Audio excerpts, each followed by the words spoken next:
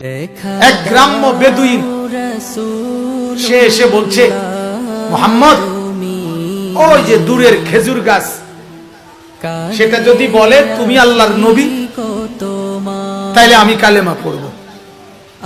হে মনে করছে একটা কই না, কতজনে তো কতটা কম। আল্লাহ নবী সাল্লাল্লাহু আলাইহি ওয়াসাল্লাম বললেন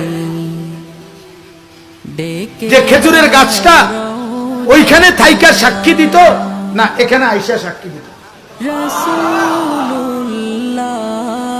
ওই লোক অবাক হয়ে গেল, বলল, এই মুহাম্মদ কি বলতেছ?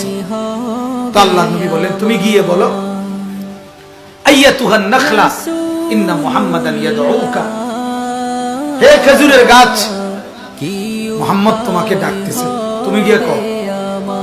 লোকটা বলল, আল্লাহ নবী সাল্লাল্লাহু আলাইহি সাল্লামের নাম সাআতিশ শাজার, কিতাবের মধ্যে আছে। মানুষের বাচ্চা যেভাবে হাঁটে, খেজুরের গাছ এভাবে হাইটা আল্লাহ নবীর সামনে আয়েশা বলছে, আমি সাক্ষ্য দিচ্ছি আপনি মুহাম্মদ আল্লাহর রাসূল।